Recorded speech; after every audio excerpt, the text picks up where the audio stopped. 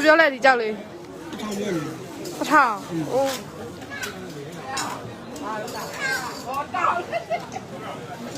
နင်းကြီးပြောလေ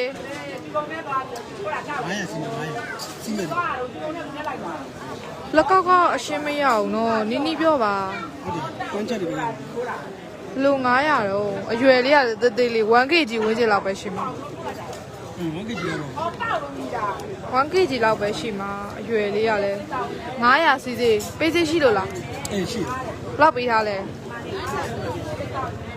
200ပေးတာ200ပေးထားတာကျေးဇူးပါလားလေရမ်းกว่า200တကယ်ပေးထားလားဟုတ်တယ်3လေးလည်းရှိတော့တယ်220ပေးတယ်กว่าလို့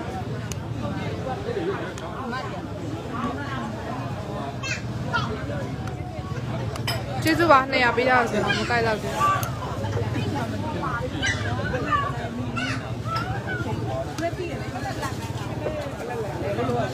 ကျေးဇူးပါလားလေ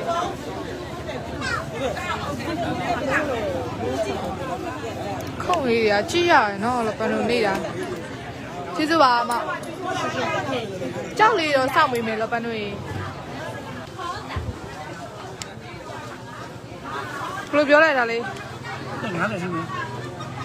50မော်စီစာပဲနော်လောပန်တို့ရေဈေးကတော့50စီမယ်ကြောက်လေးကတော့ဝါရှာလေးပဲရတာကိုလောပန်တို့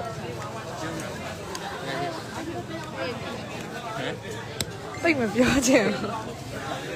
ဈေးကတော့50ရှိမယ်နီနီပြောလေဒါလေးနီနီပြောပြရ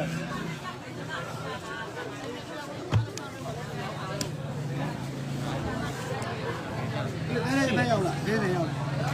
အဲ့ဒါပဲရောက်လာဒီမှာရောက်တယ်ဒီရောပတ်ပေါ်နေအားပြလိုက်တော့လာလိုက်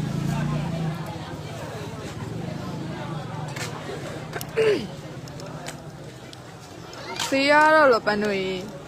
50တဲ့ကိုလောပန်တို့ဒီကြောက်လေးကဝါရှာလေးပဲရထားတာနော်ကိုလောပန်တို့ဝါရှာလေးပဲရထားတာမော်စီစာပဲ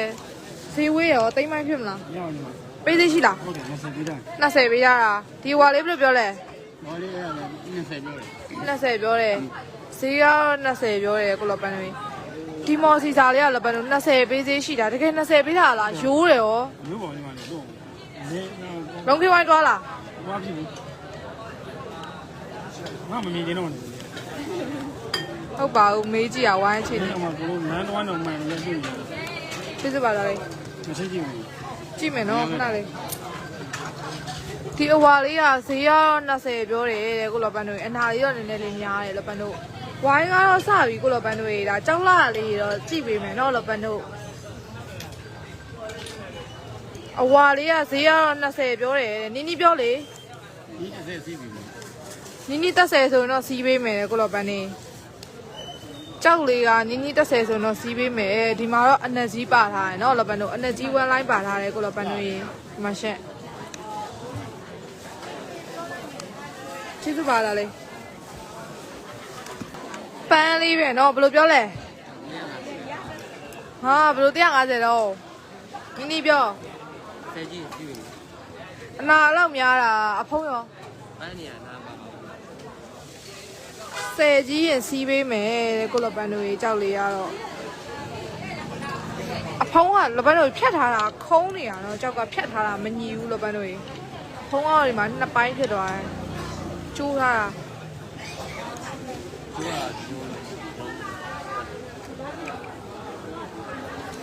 ဖုံးကတော့ကျိုးထားတယ်ကိုလပန်တို့ကြီးဒီမှာရှင်းဆယ်ကြီးပိုင်းဆိုရင်တော့မေးပေးမယ်ကြောက်လေးရကိုလပန်နေဒီပန်းလေးရောဘယ်လိုပြောလဲ20ဒါလေးကတော့20ပြောရလပန်းညီမတိတ်ချပြပေးမယ်နော်ပန်းထဲမှာကလပန်းဒီမှာဒီနားလေးရောရှင်းတယ်လပန်းကြီးဒီနားလေးရောရှင်းတယ်ဒါညီမမီးဆောင်ထိုးပြထားတာနော်လပန်းသူကဒီမှာတော့အနာပါထားတယ်လပန်းအနာအရင်တော့မရှင်းဘူးလပန်းကြီးပန်းထဲမှာလေဒီနားလေးတစ်ပေါက်နည်းနည်းရှင်းတယ်လပန်းဒီနားလေးနည်းနည်းရှင်းမယ်နော်ဒါပဲလပန်းကြီးကျန်တဲ့နေရာတော့ပန်းထဲမှာအနာပါတယ်ဒီမှာလည်းအနာပါတယ်နော်လပန်းနင်းနီပြောလေနင်းနီ50ဆိုရင်တော့စီးပေးမယ်လပန်းချရဒီလိုမျိုးလေးရှိရတို့ဒီမှာအနက်တူလေးတော့ပါထားတယ်နော်လပန်းတို့မှော်ကတော့မနှောက်မှော်ဘက်ပဲအခွင့်သားဒီလိုမျိုးလေးရှိမယ်လပန်း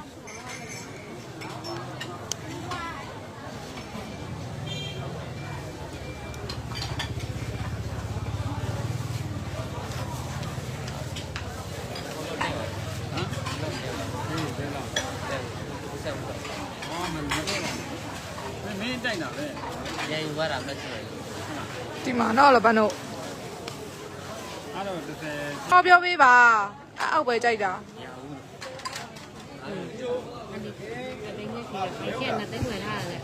ဒါလေးရောမေးမလားဘယ်လောက်မှမေးမလဲဒါလေး တသိန်းရတော့ကွာ ပေးသေးရှိလို့လား တိုင်းမပေးတာ ဟမ် တသိန်းမပေးတာ သိန်းခွဲပေးထားတာဒါလေးကတသိန်းမဲကြိုက်တာမေးလို့ရမေးပေးလိုက် တိုင်းမလည်းမရခုနကပေးတာ ဒီခုံလေးဘယ်လိုပြောလဲ20နန်းဖြတ်ပဲနော်ခုံလေးရတော့လပန်းတို့ဈေးရော20ပြောတယ်လပန်းဈေးရော20ပြောတယ်ဒီခုံလေးရတော့ခုလပန်းနေဒီမှာနော်အဖုံးမပုံစံတော့ဒီလိုမျိုးလေးရှိမယ်ဈေးရော20ပြောတယ်တဲ့ခုလပန်းတို့ကျေးဇူးပဲလားဆို35ပေးထားဆိုတော့အောက်ပေးလို့ရတော့ပေးကြည့်ပေးမယ် ဒါလည်းမရဘူး ကျေးဇူးပါဒါလေးကြော်ပေးလိုက်ပြီနော်လပန်းအဲ့ဆိုလို့ရှင်တော့ကြောက်လေးဒါလေးဘယ်လိုပြောလဲ စေးကြီးပန်းချီ ဟာဟိုကလည်းဆယ်ကြီးပိုင်းဒီကလည်းဆယ်ကြီးပိုင်းကြောက်တာလည်းမရဘူးနီးနီးပြော ဝါလိုက်မှာ အေးလေနီးနီးပြောလေ ငါးလည်းစီး 50နီးနီး50စီးမှာတဲ့ကိုလိုပန်းနေ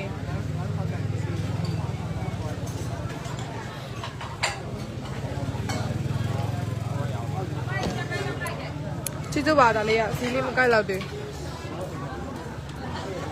အပက်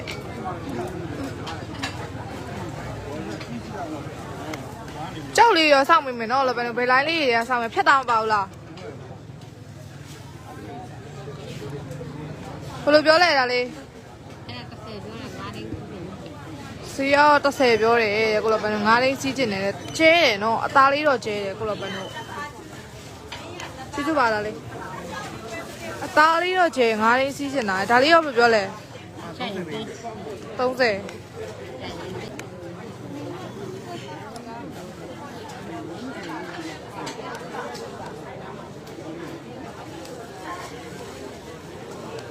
ငါလေးဆိုရင်တော့စီးပေးမယ်ကိုလောပန်းတို့ဒီကြောက်လေးရတော့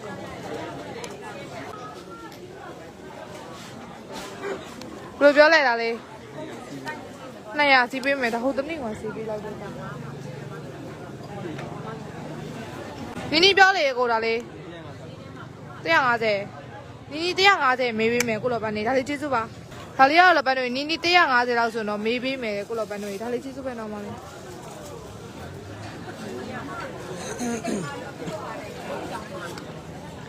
energy one line ပါတယ်เนาะလောပန်းတို့ energy one line တော့သွားမယ်ဒီမှာ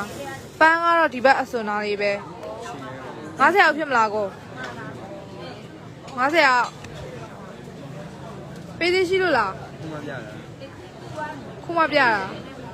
ကြောက်လေးရောလောပန်းတို့ပေးသေးတော့မရှိထားသေးဘူးလို့ပြောတယ်เนาะလောပန်းတို့ဒီမှာရှက်ပေးသေးတော့မရှိထားသေးဘူးလို့ပြောတယ်ကိုလောပန်းတို့ energy one line တော့သွားမယ်เนาะသူကဒီဘက်မှာပန်းကတော့ဒီဘက်နာလေးပဲလောပန်းတို့ညီနေပြီဒီညမှာကိုဝါတာတိုင်း ပန်းကတော့ဒီဘက်နာလေးပဲကိုလောပန်းတို့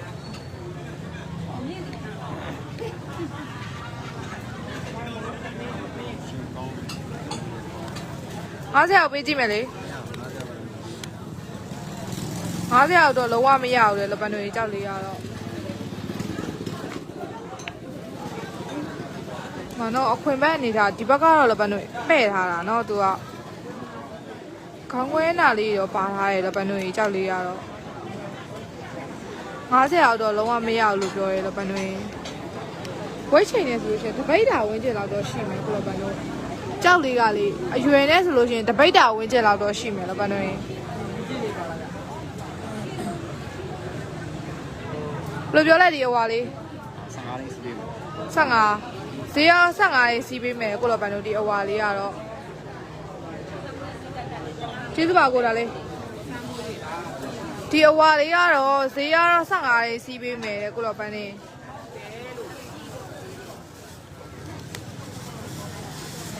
အသားတော့နည်းနည်းလိုရယ်နော်လောပန်းတို့ဒါကတော့အဖုံးဘက်ကပုံစံလေး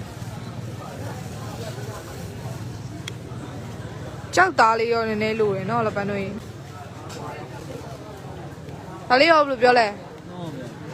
300 ဈေးကတော့300ပြောတယ်လပန်းတို့သူကညီမှန်ဖက်ပဲเนาะလပန်းတို့ညီမှန်ကြောပဲကြောက်လေးရတော့အခုတော့10ပိုင်းကြီးအောင်ဖုံပတ်အနေထားတော့ဒီမှာเนาะလပန်းတို့ဘလောက်ပေးသေးရှိထားလဲ ပေးရတယ်80ပေးရ80ပေးထားတာ80ပေးသေးရှိထားတယ်အခုလပန်းတို့သူကကာလာလေးကတော့ဒီလိုမျိုးလေးရှိမယ်လပန်းတို့ကာလာလေးတော့စမ်းတယ်เนาะကျေးဇူးပါလားလေးကာလာလေးတော့စမ်းတယ်ကိုလောပန်တို့သူက80ပေးသေးရှိထားတယ်တဲ့ပေးသေးကတော့80ရှိထားတယ်ကိုလောပန်တို့ဒီမှာရှက်ပန်းဘယ်လိုပြောလိုက်တာလေး900ပန်းမဲဟောကိုနီးနီးပြောပါဈေးရတော့လောပန်တို့900ပြောတာလေဒါလေးကအဖုံဘက်မှာနည်းနည်းလေးလိုရယ်เนาะလောပန်တို့ကြောက်တာဒါလေးကျေးဇူးပါကိုအဲ့ဒါ80ပေးထားဆိုဈေးလေးမကိုက်လို့နော်ဈေးကတော့900ပြောရတယ်ကိုလောပန်တို့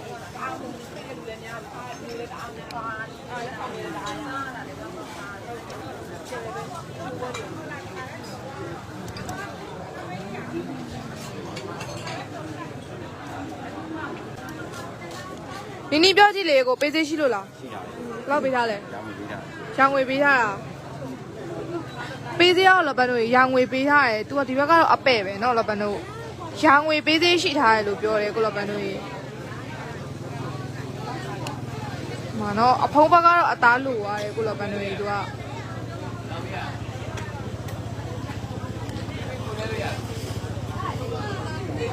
အခွန်နေခွန်တော့ဒီလိုမျိုးလေးရှိမယ်เนาะလပန်တို့အဲဆိုတော့ဈေးလေးမကိုက်ကြည့်လို့เนาะတေချာတော့ရှာပေးမယ်လပန်ရေကြောက်လေးတော့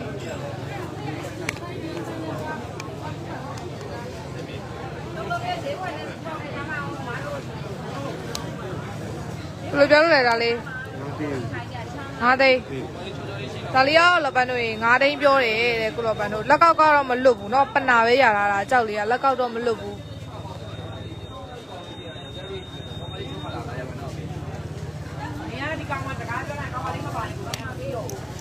မော်ထဲမှာဈေးကောက်ကတော့မကောင်းပါဘူးလပန်ကြောက်တရားတော့ဈေးတော်တော်လေးခေါ်တယ်လပန်เนาะ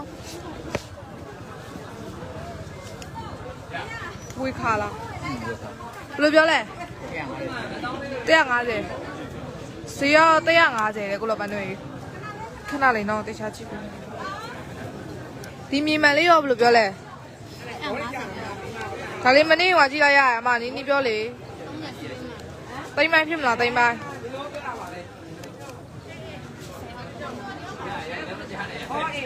အဖိုးရော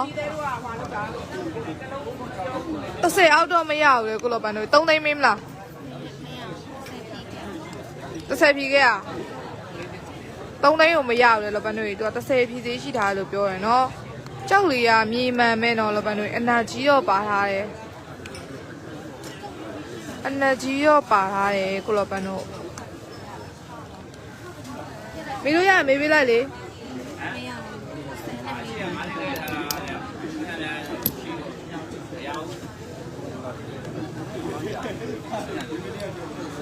တကယ်ပေးထားလား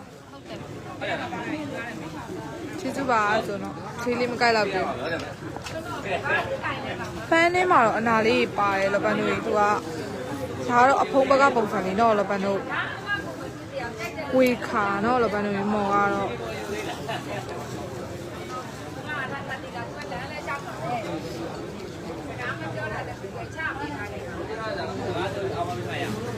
အနာတော့နည်းနည်းများသွားတယ်လပန်တို့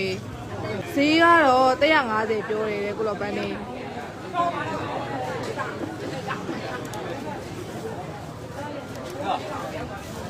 နီးပြောလေကို100ဈေးရောလောပန်းနီး100ဆိုတော့စီးွားကြည့်မယ်ကြောက်လေးရတော့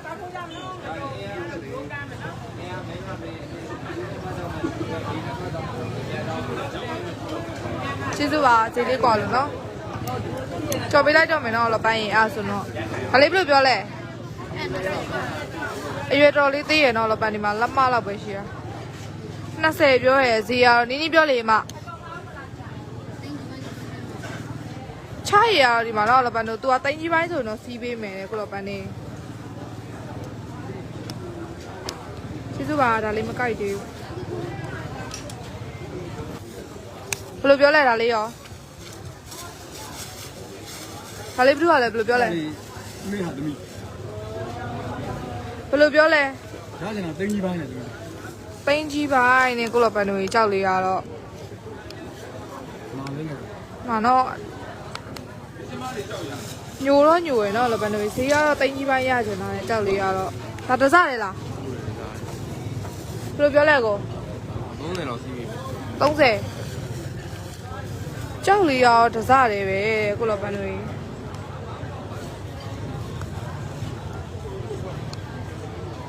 ရှင်းများရယ်နော်လပန်တို့ဒီဘက်နာလေးပဲကိုလပန်တို့သူက30လောက်စီးကျင်လာတယ်ဈေးရတော့ဒီဘက်နန်းနေမပါတော့ဘူးပေါ့ကျေးဇူးပါလားလေဒါလေးကမကြိုက်တော့ဘူး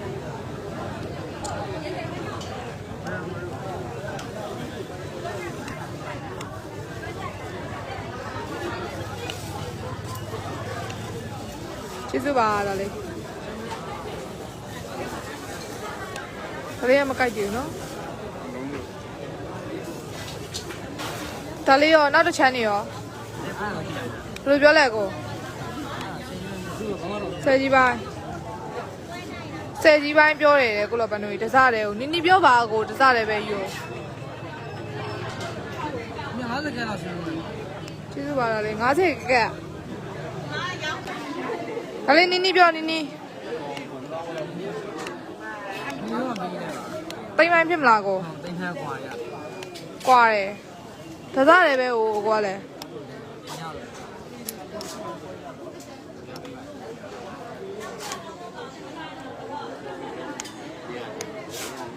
ကျေးဇူးပါလားလေဟုတ်ဝယ်အခုဒါလေးစီးပွားကြည့်လိုက်လေမရလို့နဲ့သိရအောင်မရရပြန်လာပြီကိုစီးပွားကြည့်လိုက်မရရပြန်လာပြီလိုက်မှာတစတယ်ပဲယူဒီဘက်ပဲဒီဘက်ကဘာမှမဟုတ်ဘူးပြီးတော့စီးကြည့်လိုက်မရရပြန်လာပြီလိုက်တသိပွဲက2000နဲ့တစ်ချက်စီးသွားတယ်နော်ကြောက်လေးတသိပွဲက2000နဲ့တစ်ချက်စီးသွားတယ်ဒါလေးဘယ်လိုပြောလဲ50ငါချိတ်နော်လပန်တို့ဈေးကတော့50စီးမယ်ကိုလပန်နေ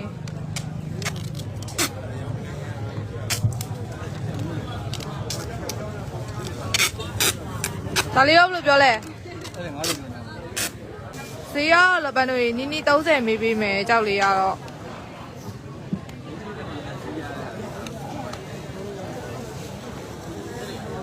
နီးပြောပါကိုတဲ့ပြေးကြမလဲဘာမှမမြင်ဒါလေးကတော့လပန်တို့50ပြောတယ်တဲ့ကိုလပန်တို့ကြောက်လေးရတော့ငါချိတ်ကိုမှနည်းနည်းလေးကျဲသွားတယ်နော်လပန်တို့ကြောက်လေးရငါချိတ်ကိုမှနည်းနည်းလေးကျဲသွားတယ်ပိမ့်မိုင်းဖြစ်မလားစင်ဝင်တော့မရဘူးကြည့်လိုက်ဟုတ်ကဲ့ပါလပန်ညီမတစ်ချက်တေချာလေးကြည့်ပေးမယ်နော်လပန်စင်ငွေဘလို့စင်ငွေမိမှာလဲအကိုရဲ့တစ်ချက်တေချာလေးကြည့်ပေးမယ်နော်လပန်းကြီးတေချာလေးကြည့်ပြီးတော့လို့ရှင်ပြောပေးမယ်ရှင်လပန်း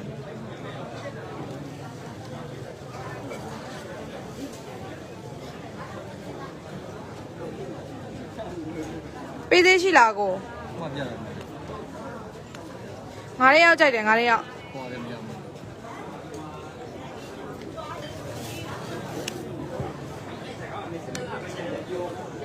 ဒါလေးကမကြိုက်သေးဘူးချစ်ချစ်ပါဘယ်လောက်မှလဲပေးသေးရှိလို့လားပေးတယ်မရှိခွင့်ပဲလားဒီအပက်လေးဘယ်လိုပြောလဲ900နီနီ900နီနီစီးမှာလေကိုလောပန်းတို့ရေဒီမှာအနာကြီးတစ်ချက်ပါလာတယ်နော်အနာကြီးတစ်ချက်ပါသွားတယ်ကိုလောပန်းတို့ကျေးဇူးပါလားလေ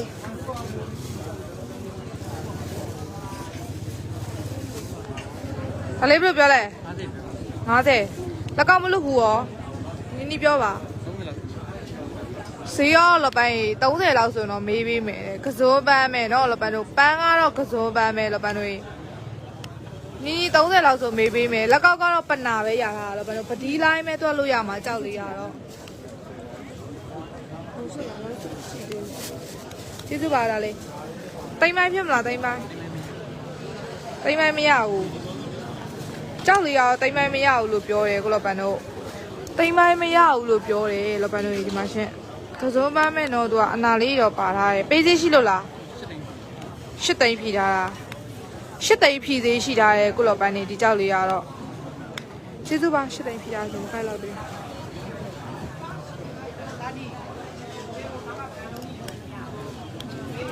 ကျေးဇူးပါဒါလေး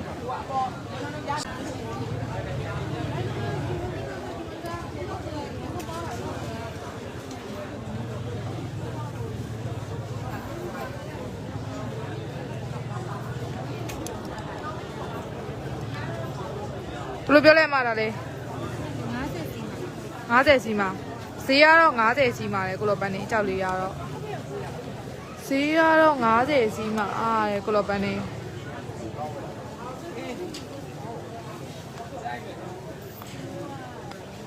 လက်ကောက်တော့အရှင်းမရအောင်နော်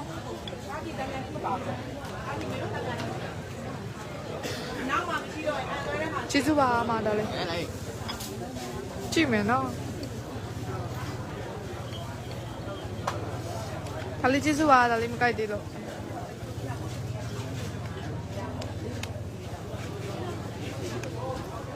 ကျေးဇူးပါ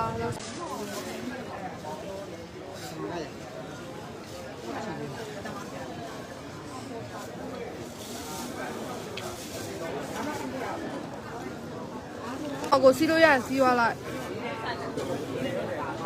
စီးပါလားလပန်းရေတစ်ချက်စီးသွားမယ်နော်ကြောက်လေးတစ်ချက်စီးသွားမယ်လို့ပြောတယ်လပန်းဒါလေးဘယ်လိုပြောလဲ50နန်းပြပဲနော်နီနီပြောလေကို20လောက်စီးပေးမယ်လပန်းတို့ရေ20လောက်စီးပေးမယ်ကိုလပန်းတို့ပြောထားပြီ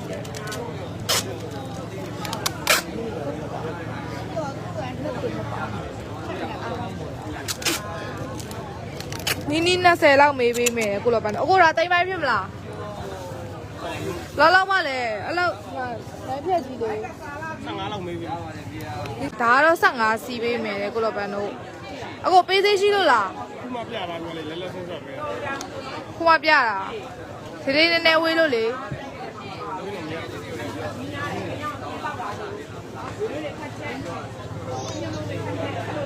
မနော်လောပန်းတို့ဈေးဝေးတော့မရဘူးလေသူကဈေးဝေးတော့မရဘူးလို့ပြောတယ်ကိုလောပန်တို့ဒါလေးရောဘယ်လိုပြောလဲ100 200ပြောတယ်ကိုလောပန်တို့ကြောက်လေးကတော့ကြောက်လေးကတော့200ပြောတယ်လောပန်တို့ဒီအဝါလေးကတော့ကျေးဇူးပါကိုဒါလေးအဲ့ဆိုဈေးမဖွင့်တော့နော်ဈေးလေးနည်းနည်းဝေးလို့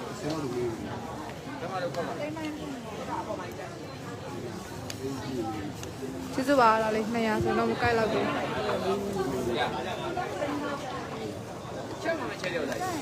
ကျေးဇူးပါလား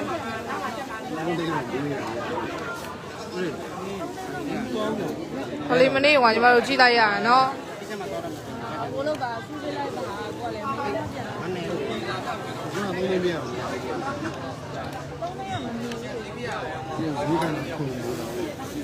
ကျေးဇူးပါဒါလေးဒီပန်းလေးဘယ်လိုပြောလဲ30ဈေးကတော့30ပြောရယ်လောပန်းတို့ဒီကြောက်လေးကတော့ဈေးကတော့30ပြောတယ်ကိုလောပန်းတို့စောင့်မိမယ်နော်လောပန်းတို့ကြောက်လှလေးတော့တာမခံမဲလောပန်းတို့ညိုတော့ညိုတယ်တဲ့ဝါးလားဟိုရဲ့လက်ပတ်ပဒီလေးစီးရွာမှာအဲ့နေကလေးကဒါလေးဘယ်လိုပြောလဲ30လက်ဖက်ကညီတယ်30ပြောတယ်ကိုလောပန်တို့ဒါလေးကတော့ဒီနေ့ပြောလေကိုဒီဘက်တနန်းရောဒါလေးကျေးဇူးပါဒါလေးကျေးဇူးပါ30လောက်ဆိုမေးမယ်ဒါလေးက30လောက်ဆိုစီးပေးမယ်ကိုလောပန်တို့9ရက်ဖြစ်မလား9ရက်ဒါလေးကျေးဇူးပါနော်ဒါလေးကမကြိုက်သေးလို့ရှင်ဒါလေးရောဘယ်လိုပြောလဲ20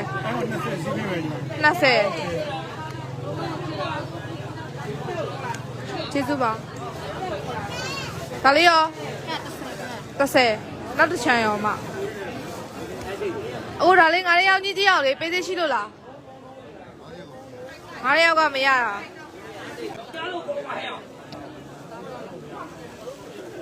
စစားတယ်လားမလားမတူဘူးဟောလားတလုံးနဲ့မဟုတ်ဘူးလားတလုံးနဲ့မဟုတ်ဘူးလားမ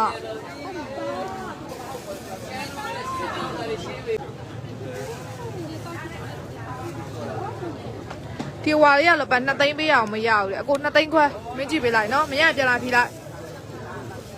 မရပြန်လာဖြီးလို့ရလေငါကိုရကျေးဇူးပါဒါလေးဒါလေးရမကြိုက်သေးလို့နော်ဘလို့9 ယောက်မရဘူးတော့ကိုရမေးကြည့်ပေးလိုက်လေမရပြန်လာဖြီးလို့ရပဲ3 သိန်း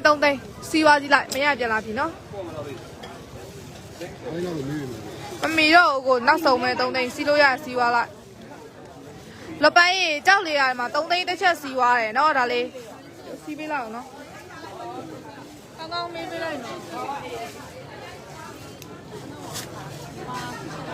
ကျေးဇူးပါဒါလေးကျေးဇူးပါဒါတစ်ချက်နဲ့လားကျေးဇူးပါ3 သိန်းတစ်ချက်စီဝါတယ်နော်ကြောက်လေး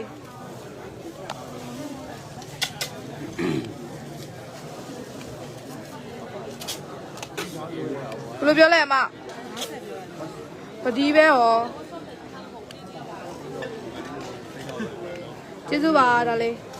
ဆေးလေးမကြိုက်သေးဘူးဘယ်လိုပြောလဲဒီဟွာလေးတင်ကြီးပါကျေးဇူးပါကျဲနော်ဒါလေးဘယ်လိုပြောလဲ15ကြောက်တာတော့ကျဲတယ်နော်လပန်တော့ခဏလေးစောင့်မယ်နော်ဒါလေးကနေရိုင်ကြည့်ရရောဈေးပေးရင်လည်းမရဘူးနင်းဒီပြောလေဒါသမီးဈေးမမေးတော့ဘူးဈေးပေးလိုက်မယ်10 ပိုင်းဖြစ်မလား10 ပိုင်းတော့မရဘူးဒါသမီးတို့ဈေးပေးထားတယ်ဒီကြောက်လေးဒီနေ့ရောက်နေဒီနေ့ကြောက်လေးကလပန်တွေ10 ပိုင်းတော့မရဘူးတဲ့သူကအဖုံးကဂျိုးထားတာဖုံးကဂျိုးထားတာ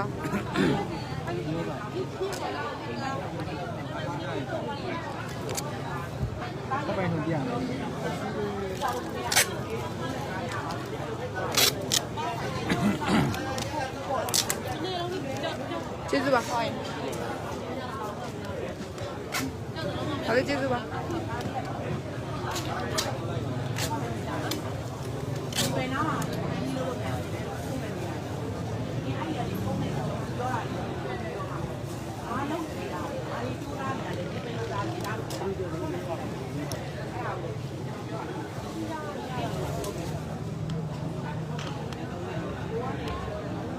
ဒါလေးဘယ်လိုပြောလဲ50စီမှာနောက်အစတွေရောဒီမှာတော့လည်းဘယ်လို3 စ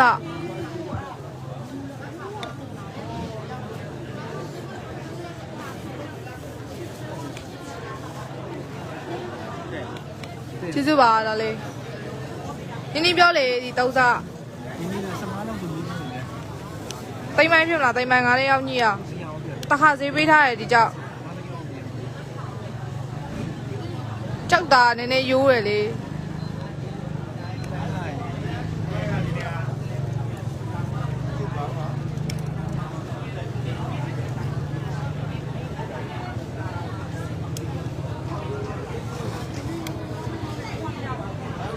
ကျေးဇူးပါ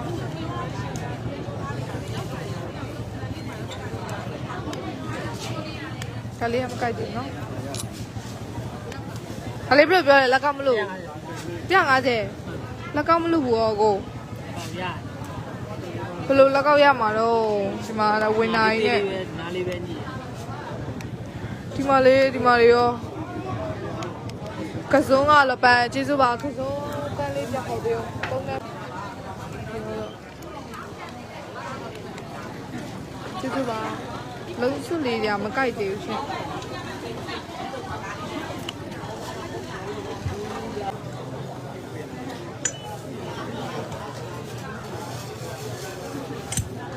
ကျေးဇူးပါနော်ဒါလေး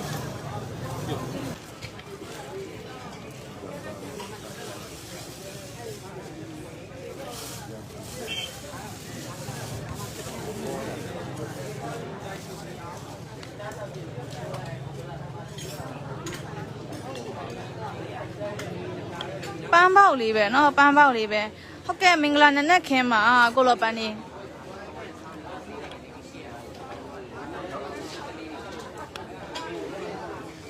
ကျေးဇူးပါ ရဆောင်တယ်တောင်းကြ ကိုဒါလေး8 သိန်း8 သိန်း မရဘူးဒီမှာတောင်းမှာ အနည်းဆုံးဘယ်လောက်မှတော့ 20လောက်ဆိုရင်ထောက်ကြည့်ရမှာဗျာမယ် 20လောက်ဆိုရင်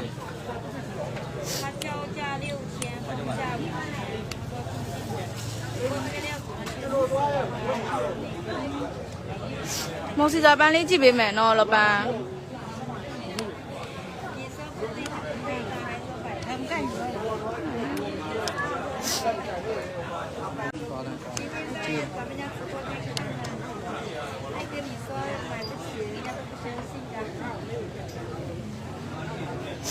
ရှစ်သိန်းကျေးဇူးပဲနော်ဟုတ်ပြီ 20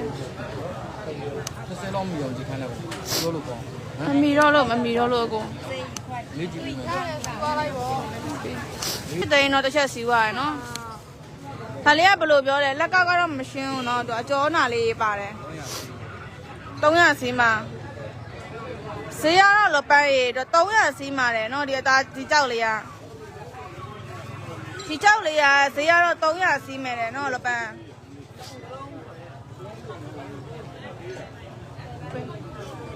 50ရောက်ကောင်းပဲကြိုက်လို့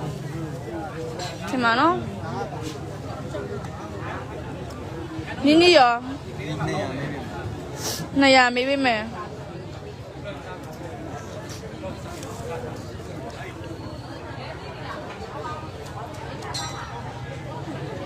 ဒီလက်ကောက်ရတာတဲ့ခုတ်လေးရတော့ဈေးကတော့200မေးပေးမယ်တယ်နော်ကိုလောပန်းတို့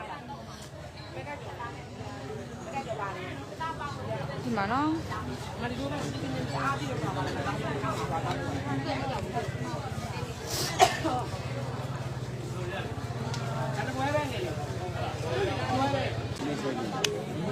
ခဏဆောင်နော်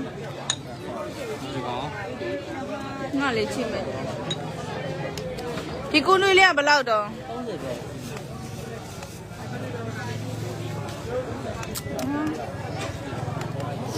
ဟာလေ50အောက်ကြိုက်တယ်ကိုဟာလေခုံလေးဟုတ်တယ်ခဏလေး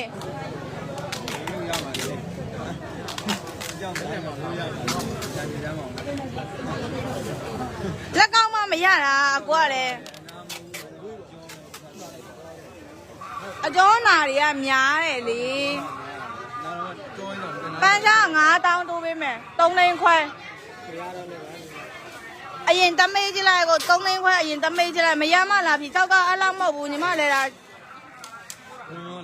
အရင်စီးဝါးလိုက်တော့မရမဖြီလိုက်တော့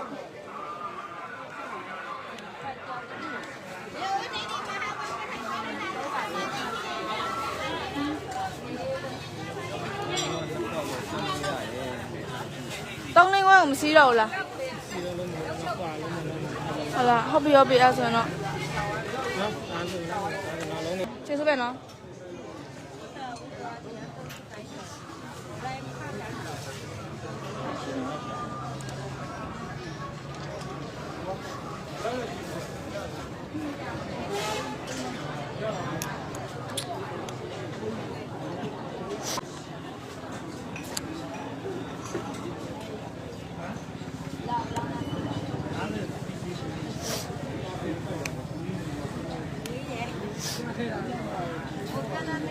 ခလေးဘယ်လိုပြောတော့ကွန်တွေက30ပြောတယ်30ပြောတယ်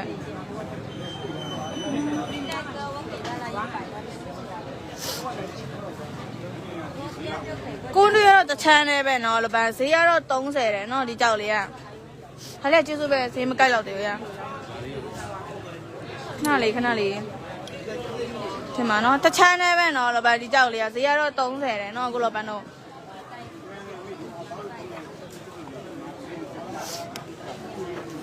ဒါလေးကျေးဇူးပါမကြိုက်တယ်ဘူးဟာမကြိုက်တယ်ဘူးနော်ကြည့်အောင်ပဲ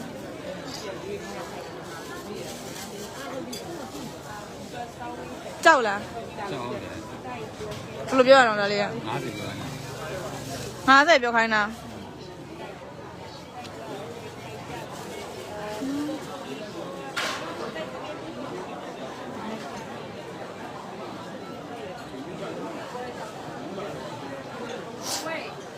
ဈ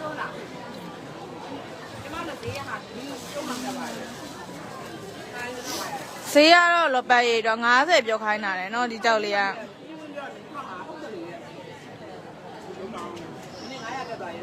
ခဏဆောင်နော်ကျေးဇူးပဲကျေးဇူးပဲနော်ဒါရပြီဘယ်လောက်ထပ်သေးတော့မလုတ်ပါနဲ့3နိုင်ခွဲဟမ်3နိုင်ခွဲ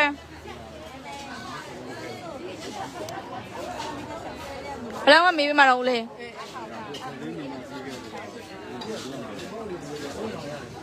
လေးတိုင်းစီးလိုက်လေးတိုင်းမစီးနဲ့ရန်တမေးလိုက်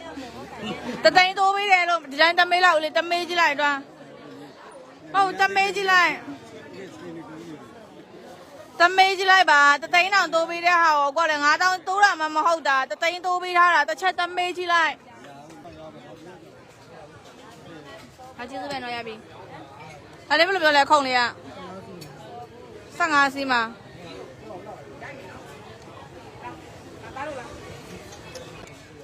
အဲ့ဒါနီစီးစေးပြောကြည့်လေတိမ်မှန်ကြိုက်တယ်တသိန်းမရဘူးလားဘာလို့မရတော့ဘယ်တော့ပေးထားလို့တော့3သိန်းပေးထားတယ်ဟာကျေးဇူးပဲတော့ဒါမကြိုက်သေးဘူး3သိန်းပေးထားတယ်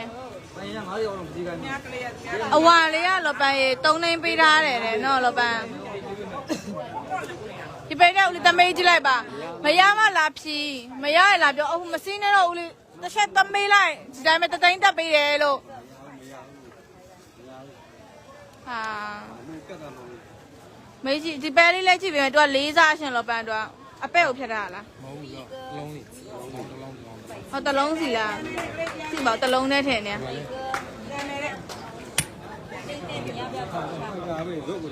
မတူဘူးနော်အခွန်လဲ4စားတော့နှစ်စုံပေါ့နော်လောပန်းနှစ်စုံ4စားတော့ခါလေးကလောပန်းနှစ်သိန်းတော့ဖြစ်ကုန်ပြီ4တိုင်းကိုမစီးဘူးတဲ့လောပန်းဒါလေးကဦးလေးစီးလိုက်မရလို့ရရင်ကြည့်ကြည့်မရလို့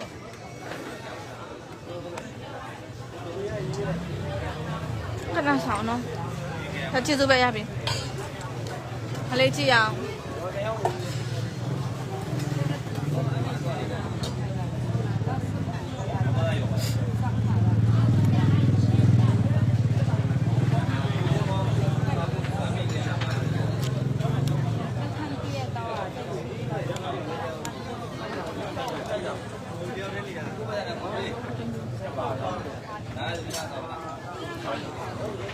喂，谁你表嘞呀？你表话说。你表了，他是带色啊，拍照是拍价是500的，拍价500。看哪里弄的？အဲ့ဒီ line မကြိုက်သေးဘူးနော်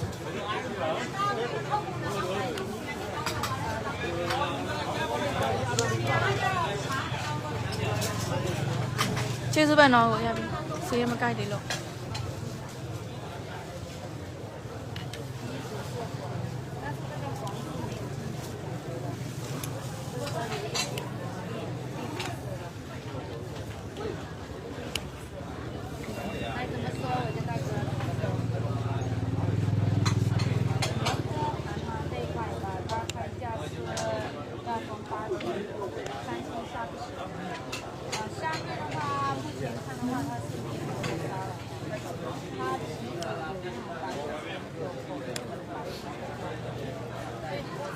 အဲ့ဒါဘယ်လိုပြောလဲ150ပြောတာ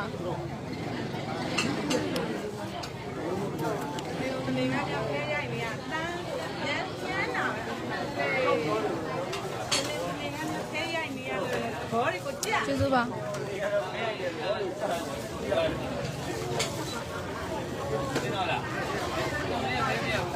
တော့ပြောလိုက်ကို 小鸡面是吗？ ဘာမော်လဲ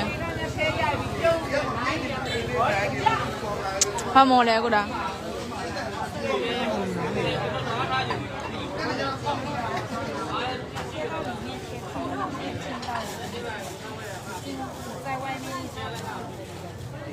ဟေးမမီနဲ့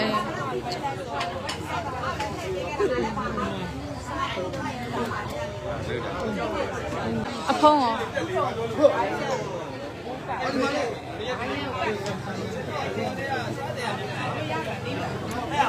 ဒီနေ့စီးစဉ်ပြောကြည့်လေကို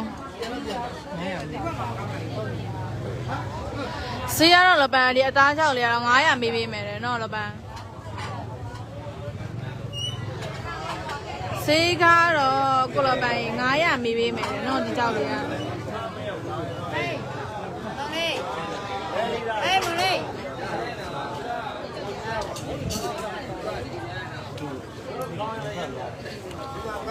နိုင်တော့ချင်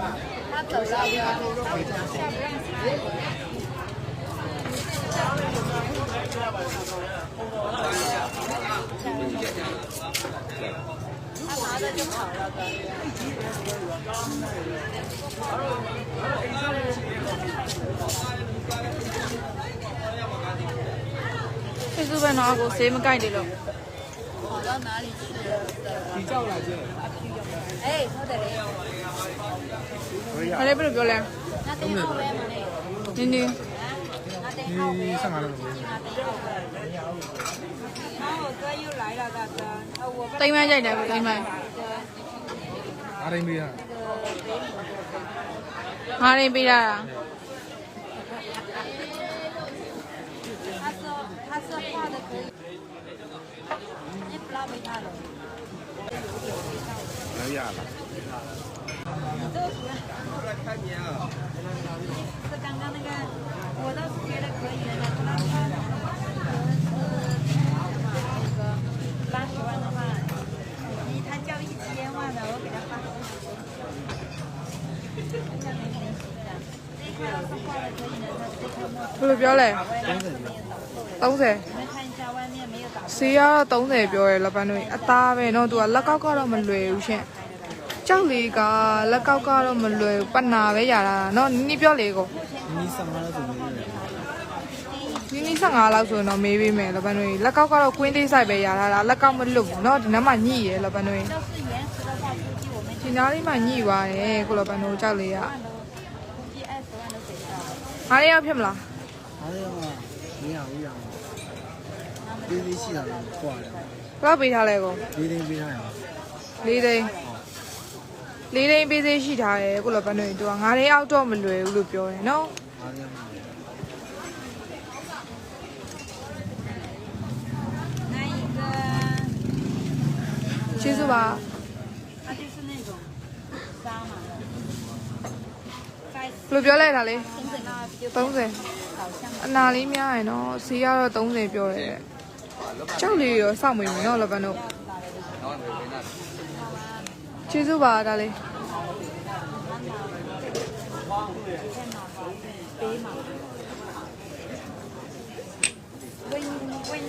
ဒါလေးပြောလဲ20အပဲ့ပဲနော်နောက်တစ်ချမ်းရောတစ်ချမ်းနဲ့ပဲလားဈေးကတော့20ပြောတယ်လပန်းတို့ဒီကြောက်လေးကတော့ဈေးကတော့20ပြောတယ်ကိုလပန်းတို့ကျေးဇူးပါဒါလေးမကြိုက်ဘူး 今天我来晚那个，我哥，今天我来晚了，因为是我平时8点钟来也是没有人了，所以说今天我是。 ကောက်ရော့ဖြစ်သွားတယ်နော်လပန်းတို့ပန်းလေးကကောက်ရော့ဖြစ်သွားတယ်ကိုလပန်းတို့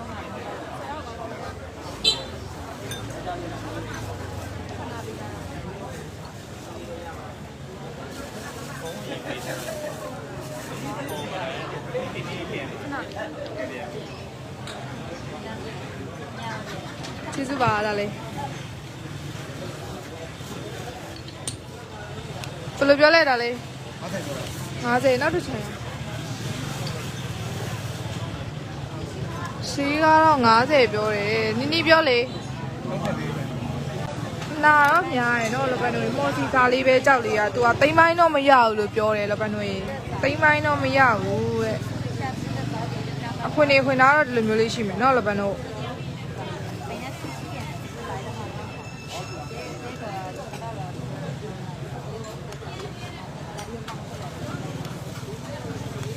ကျေးဇူးပါတိုင်းမများဒါလေးခဏလေးနော်晚上回其家实吧啦再加一场。ရတယ် 来321到1个321。问一下有机会让中间他说不给帮我尽量买一块好吧？然后下去吧。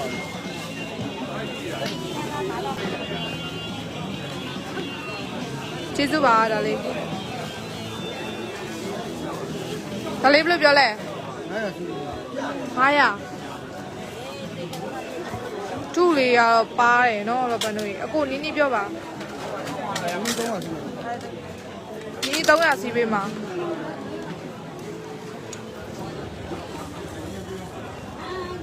10ပိုင်းကိုဒီ300စီးပေးမှာလေကိုလပန်တို့ကြောက်လေးရဒုလေးပါတယ်နော်သူကပန်းထဲမှာလည်းအနာလေးတွေလည်းပါသွားတယ်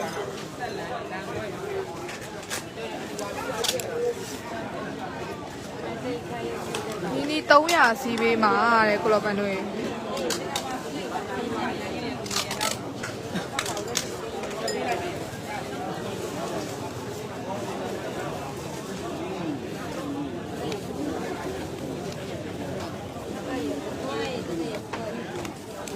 ပေးသေးရှိလို့လားအခုမှ80ပြီလားကြောက်လေးရလပန်တို့အခုမှ80ပြီလားတဲ့ကိုလပန်တို့猎不多的话，完全可以搞那。对80ပြီလားပေါ့不没把鸡蛋。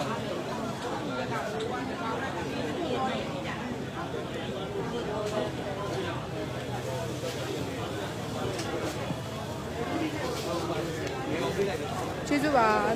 80ကမမီလောက်လို့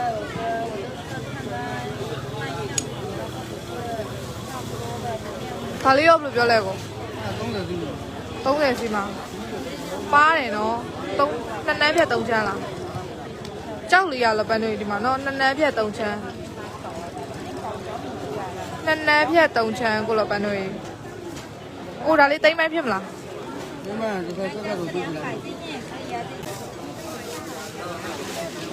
မေးလို့ရမေးပေးလိုက်ပါမဆိုးပါဘူး对，没放假的。ထုလေးလည်းပါလို့လေကျေးဇူးပါဆို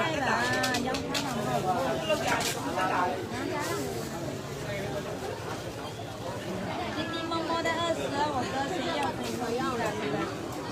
？20。ကျေးဇူးပါဒါလေးလာလေးရောစောင့်မိမယ်နော်ဒါလေးဘယ်လိုပြောလဲအမ50ဈေးကတော့50ပြောတယ်ကိုလောပန်းတို့သူကဒီမှာတော့အနာကြီးတော့ပါလာတယ်နော်ဈေးကတော့50ပြောတယ်ကိုလောပန်းတို့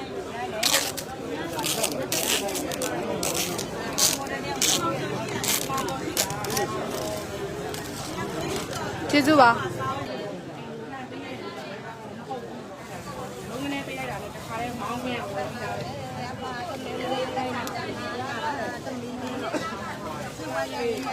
ဘယ်လိုပြောလဲ30ဈေးကတော့30ပြောတယ်လောပန်းတို့ဒါလေးကတော့နီးနီးပြောလေကိုတိတ်တိတ်လေးပဲ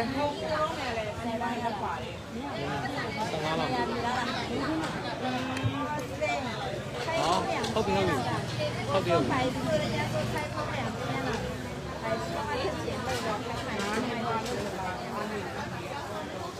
နောက်တော့လောပန်းတို့ခွင်နေခွင်သားဒီလိုမျိုးလေးရှိမယ်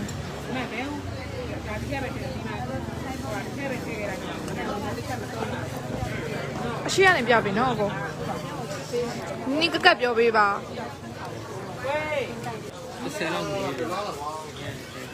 ဘယ်လိုမိမှာလဲ30က2သိန်းကြိုက်တယ်မကြည့်ပေးလိုက်ဘယ်လောက်မှလဲကျေးဇူးပါပေးသေးရှိလားပေးသေးရှိလားဘယ်လောက်ပေးရလဲ3သိန်းဖြီးတာလား3သိန်းမကြိုက်ဘူး2သိန်းပဲကြိုက်တာ来这一块的，这一块带进去。 ရွှေလေးသေးရနော်လောပန်းတို့ တ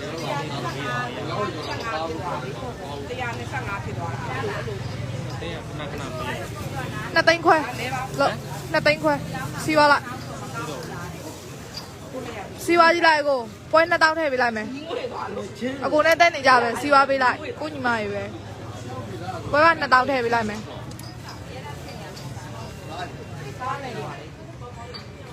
မစင်းစားနေပါနဲ့စီးသွားလိုက်ပါလပန်း2သိန်းခွဲတစ်ချက်စီးသွားရယ်နော်အကြောက်လေး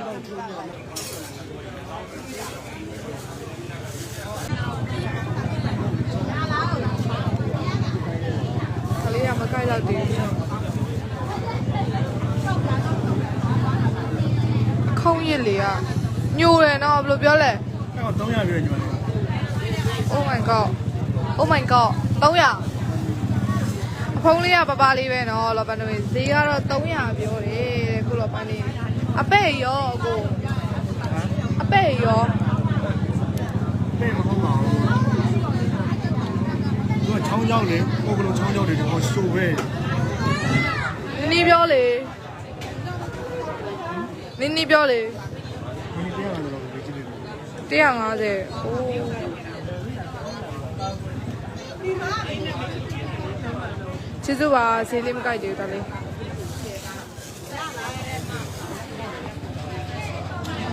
အမစိတ်တယ်နော်ပတီလာရင်ကြည့်ပေးမယ်လောပန်းတို့အားလေးကျေးဇူးပါတော်လေးမကိုက်ဘူး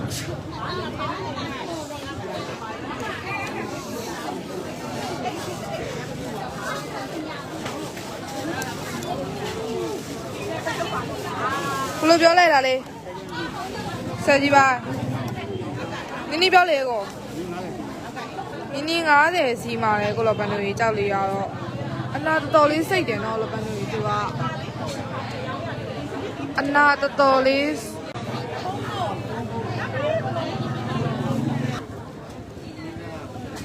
ပေးသေးရှိလို့လားဆယ်အောင်ကြီးမလား မြန်မာရောဒါလေး အနာအရင်များလို့လေအနာအရင်များလို့ဆယ်အောင်ကြီးကြည့်အောင်30လောက်ဆိုတော့စီးပေးမယ်ကိုလောပန်တို့ကြောက်လေအနာတော်တော်လေးစိတ်တယ်နော်သားလိုက်မယ်လောပန်တို့ပတိပဲတွားလို့ရမှာအနာလေးကတော်တော်လေးစိတ်သွားတယ်ကိုလောပန်တို့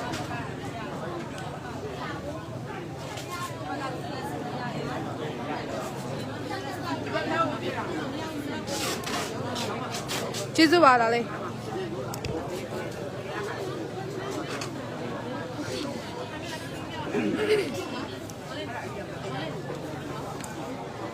နော်ဒါလေးပြပြောလဲ15ဈေးရတော့15ပြောနောက်တစ်ချမ်းရော မပေါ့ ကစားတယ်ပဲလားဈေးရ15ပြောရဲကိုလောပန်တို့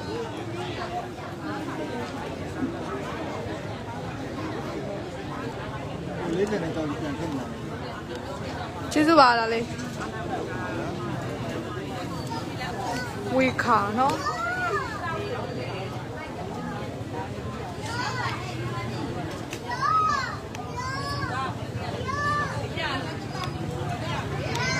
ကျေးဇူးပါ